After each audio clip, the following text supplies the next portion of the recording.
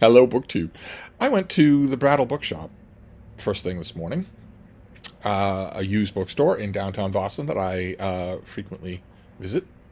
I didn't have any errands to run in the area. Didn't have any particular reason. I just felt like going to the bookstore. And I don't think any of you are in a position to judge me.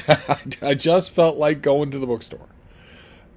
So I did, and I had a little bit of a tiny emergency. I swear, I develop emergencies all the time. I developed a tiny bit of a technical emergency on my way there, and when I got there, I immediately started complaining about it. The staff is well accustomed to this. I come in, I say hello if they're lucky, and then I launch into the day's litany of complaints. And while your precious Zach was standing there sneering, a stranger to me actually stepped in with incredibly good advice, really helpful advice. And it turns out he was there as a customer, but he is also a bookseller. He gave me his business card. His name is Philip Salmon, Salmon, and it's Philip Salmon and Company, Books and Fine and Rare. He's right here in Boston, and I asked for his business card because I thought I would pass along the word. Now, I am not an antiquarian book collector. I am actually a denizen of the outdoor sale lot at the Brattle, but I know some of you are. And it occurred to me when I was coming back here that this is perfect timing. This is perfect timing for you to be getting gifts together for the rare antiquarian book fan on your list, or even for you. So it's a perfect time for you to give Philip Salmon a call. His website is Salmon Rare Books, Salmon Rare Books, all one word, .com. And you can email him with your wish list. He also seemed to me like one of those reserved, quiet, really knowledgeable guys. So you might want to step beyond a wish list. You might want to see what ideas he has for things that you might like. Let him get to know your tastes. I'm sure he would appreciate the business. And his email is Phil, Phil, at salmonrarebooks.com. So I was so grateful for the technical advice that he gave, while all the rest of the staff were busy having their joshes at my expense. That I thought I would pass that along. Because he's a rare book dealer, and some of you, especially in New England, where you don't want ruinous shipping costs, are probably in the market for rare books now and again. Send him an email, give him a call, see what you think. See what he has to offer. And feel free to tell him that your favorite YouTube sexy influencer sent you. I don't think he believed me. I don't think he had any idea that this guy talking to him wasn't just a lunatic who walked in off the street. I think we can all agree, the least likely sexy YouTube influencer in the world. But anyway, in addition to that being fun, I also got a ton of books, a pile of them. And I thought we'd go through those together. They bounce all over creation. I got a lot of them out in the sale lot. I had most of the sale lot to myself because it was arctically cold. But I got a couple inside the store, and a lot of them are categories that we've seen before on Brattle Bookshop hauls. Like, for instance, the Second Chance, or the Ideal Edition that I want, or some combination of the two. Older mass market paperbacks, and especially older mass market paperbacks and older trade paperbacks, are becoming more and more rare. It's happening very incrementally. They're still out there in oceans. They were printed in oceans. But they aren't made anymore, is the key that I'm trying to say. They aren't made anymore. So there is a trade paperback format of a book that I really, really like. And it's only ever had this format. It was in this format for trade paperback and mass market paperback. There was never a dust jacket with this original artwork on it. And I don't like any of the other editions, the admittedly more durable editions. The book is the English language translation of Aunt Julia and the Scriptwriter by Mario Vargas Llosa, with this classic 1980s cover art there that is on the mass market paperback, and it's on this trade paperback, but it's not anywhere else. So I have a mass market of this, but mass markets really aren't congenial to read anymore. When did this come out? Copyright 1977, and then the translation, it came out in 1982. Wow, translation copyright 1982 for our Strauss and Giroux. Originally published in Spanish as La Tia Julia en el Escribidor. No mention of a translator. They simply do not name the translator. Incredible. Well, it doesn't matter. It does matter, but this is the format that I first read this in, and I fell in love with it, and so I got the trade paperback.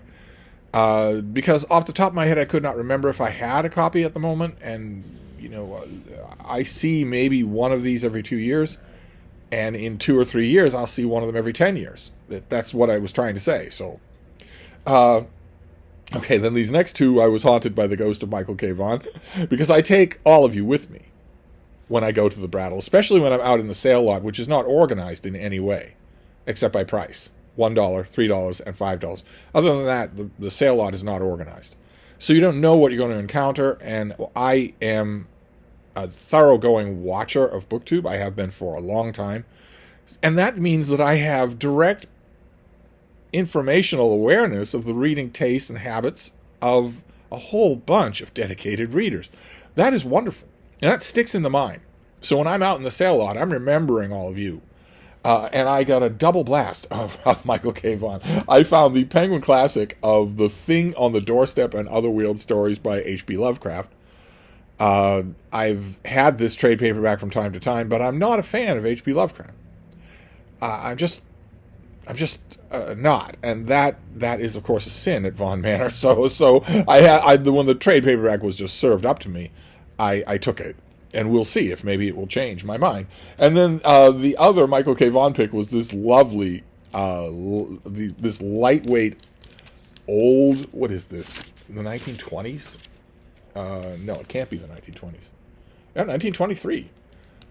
This is from 1923. This is Edgar Rice Burroughs, and this is Tarzan and the Golden Lion. In it, you can't. The one thing you can't tell here is what this smells like, and also how light it is. These older little hardcovers they're just adorable, and they are very lightweight. And this is of course there's Tarzan and there's Jod Balja, the Golden Lion. And in just a cute little hardcover. I have the old Black Spine mass market paperbacks, the last Ballantine run of Tarzan, complete, but they're not congenial to read. Now, I don't think that I am going to collect all of Tarzan in hardcover. I really don't think I'm going to do that. I have all of those Black Spine mass market paperback editions with their cover artwork as ebooks. But I couldn't pass this up. It was just too neat, just sitting there. Okay, so if I was channeling Michael K. Vaughan for those, I was channeling Janet Wortman for these next two. First, we have J.B. Black. This is the Oxford History of England, and this is volume. I don't even know what volume in the Oxford History of English History this is. But this was an early one to appear. This is by J.B. Black, and it is simply the reign of Elizabeth. This is the reign of Elizabeth I. In granular detail, really, really austere history. This is not anything like the books that I mentioned in the yesterday's Elizabethan Starter Kit. This is far more scholarly. But I remember it being... I read my way through this whole series at a library a long time ago, and I remember loving this, just loving it as a one-volume history of Elizabeth's reign, and now I have it. Now I don't need to worry about a library. I have it. The same thing is true with this next one, which I have almost always ever seen in a trade paperback. I've had this in trade half a dozen times, and the trade paperbacks, of course, fall apart. I annotate them, I lovingly read them, and then they break into 3 pieces. But now I found the hardcover of G.R. Elton's England Under the Tudors, with this cover here. There's Henry on Progress. Of course, everybody else is brown and red. He is bright gold, and he's bigger than everybody else. And this is... it's a history of England under the Tudors, but it also is ideological. Elton had an idea about what he had found in the primary sources for Henry's reign, Henry VIII. His idea was that Henry VIII's reign was really the birth of government. That isn't just the personal government of the monarch, the machinery of the state, of Parliament, which we mentioned in yesterday's Elizabethan Starter Kit. I said that it was in Elizabeth's reign that it really took off, and I believe that. I think that Elton is overestimating the importance of a lot of the evidence that he's citing for his claim that it started under Henry, but it definitely did start under Henry. It just becomes a supernova. It becomes an irretrievable reality under his daughter. But apart from that ideology, this is still really, really fun to read. It's really, really good one-volume history of the Tudor reign. So these are two things that I would really want to add to the admittedly large section of my Tudor history library, which is just, I don't know. David Murphy did wonders with biography when he was here. He also did wonders with history when he was here, but the history is expanding. I don't know. Maybe we'll contract with the new year. So those two, Janet Orton was haunting me, and then the next two, there's nobody haunting me. It was just New England. The next two are quintessential New England things. This first one, I don't know anything about it. It's by Eleanor Early. I suspect that of being a pen name, and it's called A New England Sampler. In pretty rough shape, but it was dirt cheap. So, and I don't really know what this is. I wonder if it'll tell me. Here is New England, from Anne Hutchinson to Calvin Coolidge, from witches to Ward Eights, from New Bedford whalers to Newport snobs. It is a rich and racy picture of a people and a section that Eleanor Early knows well and tells about with a pen that is sometimes barbed and other times almost honeyed with a nostalgic feeling for old towns, homes, and gardens. Okay, so I don't know if this is fiction or not. Maybe she's setting stories in different periods in New England history. But I will be very careful. I will take the dust jacket off it to read it. And I'll be very careful and see. Maybe it will be charming. I don't think I know this author at all. And while we're dealing with the gleam of nostalgia for lost New Englands, well, that had a king once upon a time. And this is another old hardcover. This is from 1932. It's old. It's very lightweight. I love these things. I just think they're so wonderful. And this is an author I have praised on this channel before. I am probably the only person left in America who praises this author. The author is Joseph Lincoln, who was a huge bestseller. You wouldn't have needed to explain who he was back in the 1930s. It would have been the type of thing like with Tom Clancy in the 1980s, or Joe Abercrombie maybe, or Brandon Sanderson now, where a customer comes in and wants to know, I'm looking for the new, so-and-so, but not the new one. I want the one 2 books ago. You as a bookseller will just have to know that. I mean, you don't have to know it now, because no booksellers don't know anything now. But once upon a time, you just had to be familiar with that author. They were that popular. And Joseph Lincoln wrote a whole bunch of books about Cape Cod here in Massachusetts, but not the Cape Cod of his day. The Cape Cod that in his idea was already fading into myth. The old Cape. The wonderful old Cape.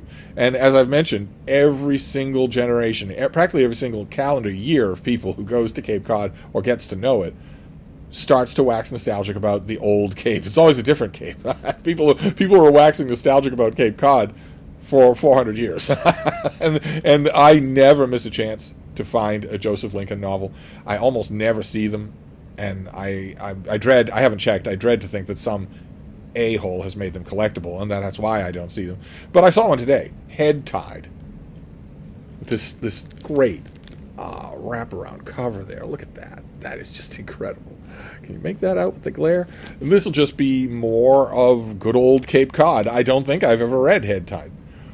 So I was overjoyed, probably the find of the day. Any Joseph Lincoln is probably the find of the day. Then I found, this thing is waterlogged. It has seen better days. I will take loving care of it because, again, this is a lot more durable than the mass market paperback where I fell in love with this book. This is Chimera by John Barth. And you can see it's the cover, the dust jacket is a little whopped. This has had a lifetime. What's this? The Naval War College in Newport, Rhode Island, where I've actually been. Okay, well, this is seen better days, but it doesn't matter because I won't be. Here, I don't need you to be in there. I won't be giving this up. This is John Barth doing something that he and John Gardner did at roughly the same time that had a long abeyance until now. This is what the modern era refers to with a shudder of horror as myth retellings. Well, now, Every fifth book that comes off the presses in the United States is a myth retelling, but they're not anything that you need to worry about or think about or spend even a minute of time on. They are so unbelievably, incredibly predictable. Every female character in Greek mythology was downtrodden by the patriarchy. Every single one of them, without any exceptions. There was one for Medusa. There have been a couple for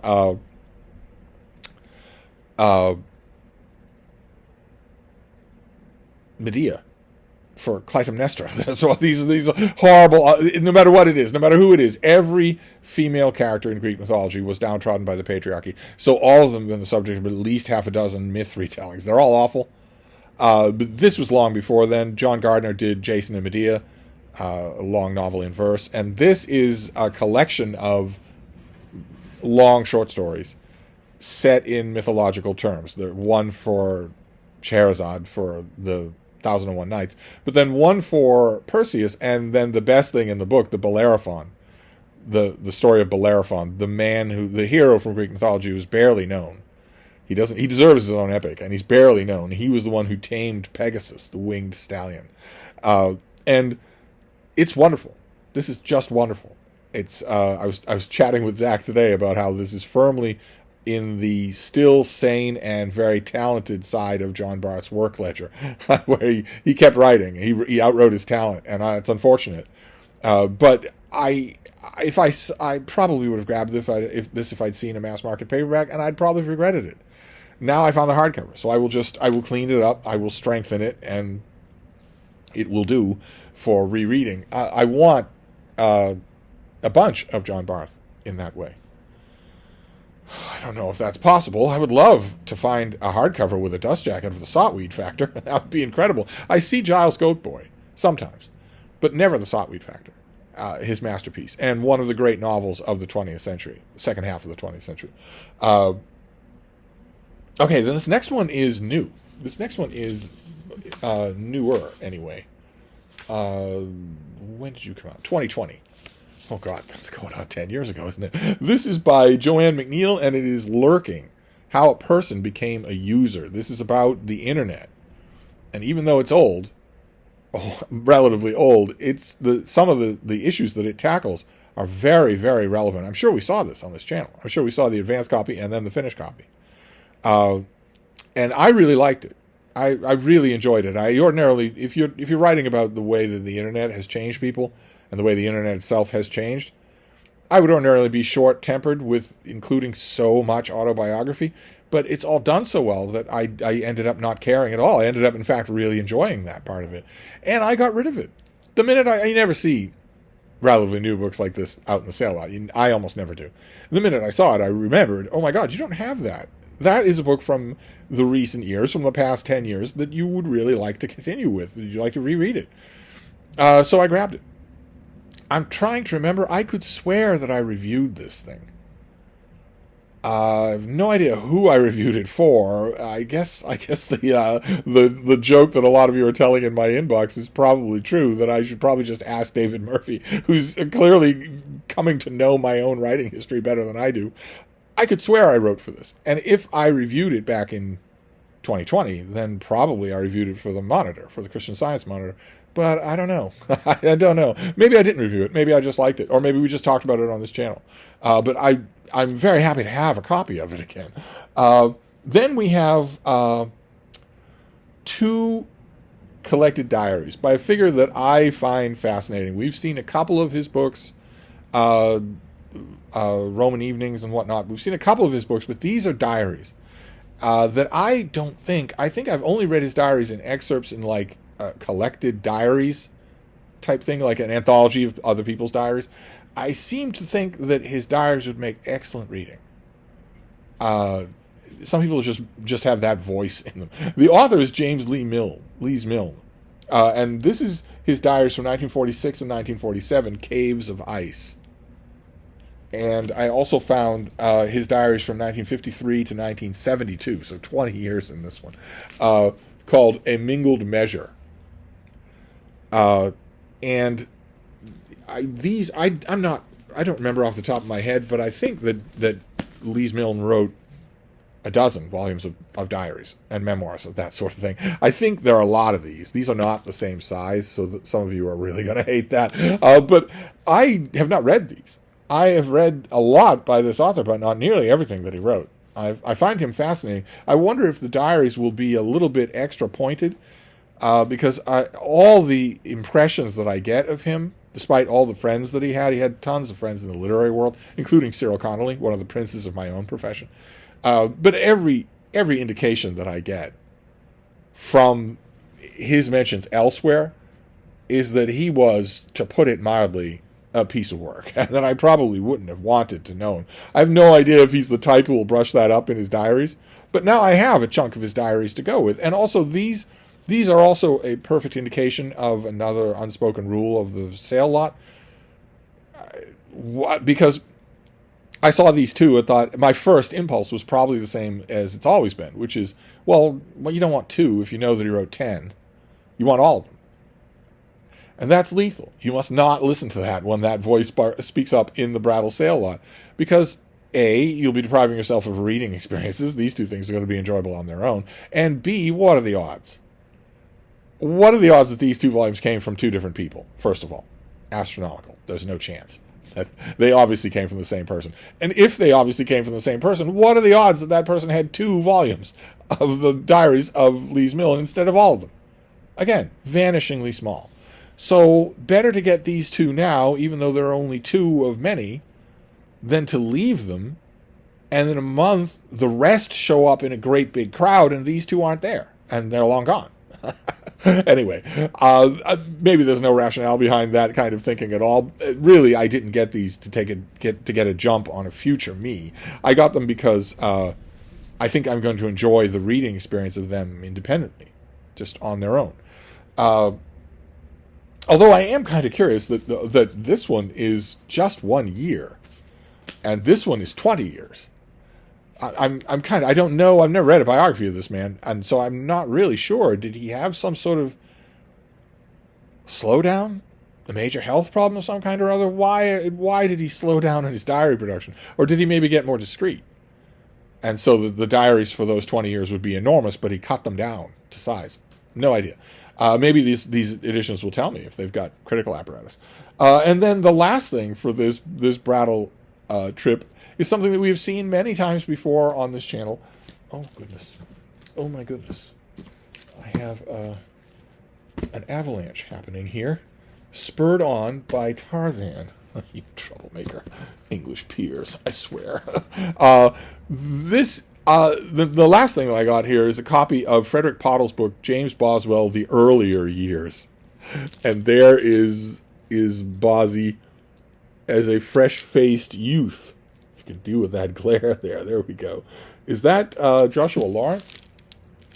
Who did that cover illustration? George Williamson in 1765. And that is Boswell before drink took over his life. That is Boswell before the portrait is Boswell before he had 4 different venereal diseases, etc. Before he'd failed at almost everything that he tried. This was probably before he was a major disappointment to his horror of a father. And Pottle made an institution out of Boswell. He wrote many, many volumes on Boswell, on basically every stage of his life. So Boswell, the earlier years, Boswell touring the continent, Boswell in search of a wife, Boswell for the defense, etc., etc., etc. Boswell, of course, being famous for another man, being famous because of another man. He wrote the life of Johnson, the life of Samuel Johnson, and yet he's fascinating on his own. In some ways, heresy though it is, more fascinating than Johnson.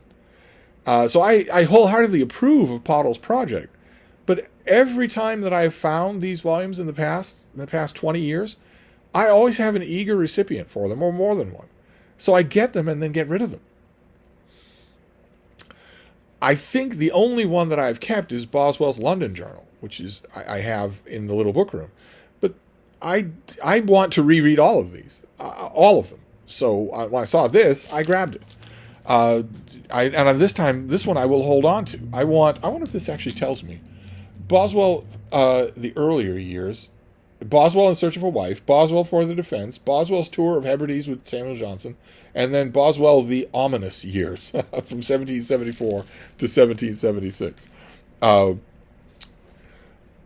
those ominous years get pretty ominous. But I want all of those volumes. I just need to wait. I just need to be patient. They will turn up. The Brattle will provide. But I got this one to start with, and it's the perfect place to start. It's a young Boswell, still full of rosy promise. So there you go. That was a Brattle visit here in the second week of December. We have one of Pottle's Boswell volumes. I will get all of these. They will all turn up eventually.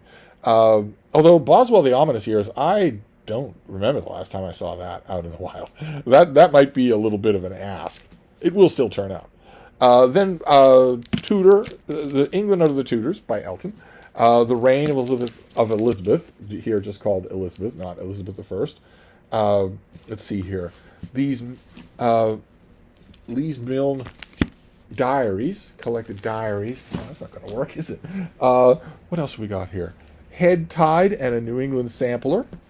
2 ye old New England volumes that I will read. I found Chimera by John Barth. There he is in young and happy days. For all I know, John Barth is still alive. Probably still writing. God help us. I hate even to think about that. Then Lurking. This is a hardcover, so if I did write about it, this wouldn't be blurbed. I wouldn't be blurbed on it. Then Tarzan and the Golden Lion in this old hardcover. And 2 paperbacks. Aunt Julia and the Scriptwriter, about stories. This is about stories. It's about a guy writing scripts for a soap opera. But is he real?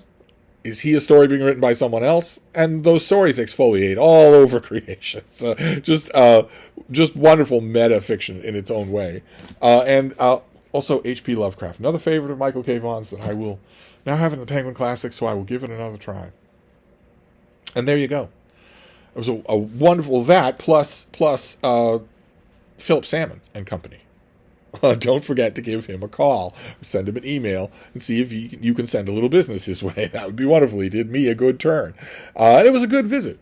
And it was nice and behaved. The subway behaved itself to and from. That's not a given, and that is wonderful. That actually, it's not a given, but it is far more common now than it has been in a while. The guy who's running the T is doing a really good job. And I was back here in no time at all. I was back here to my little bean before she even worked up herself to miss me. So I have a pile of books at very little annoyance to myself. The only question that would ordinarily be left in a Brattle haul would be, which of these is going to make the cut? When I do a Brattle book haul, I always signal out what 1 book or maybe 2 books out of all I'm going to start reading immediately. I'm going to be on the pile to read that very night. But that's going to be a lot of these. It's going to be more than just one, because I'm not reading any new releases. So I could. I mean, of this pile, the one that stands out as the thing that I want to read first, it won't be the only thing in this pile that I read tonight, but the one that stands out is Tarzan and the Golden Lion. Probably followed by the diaries, but you never know. It could change. I've got a whole afternoon of reading in front of me, and that will almost always change the topography of the night's reading as it shifts around what I'm interested in or what I've had enough of. So we will see. But it won't be just one, because I don't have any new releases to pile up on the nightstand tonight. But anyway, that was a Brattle trip for me. Just a wonderful time, and I will get to work on these. I'll wrap this up for now, but I'll be back. Thank you, BookTube.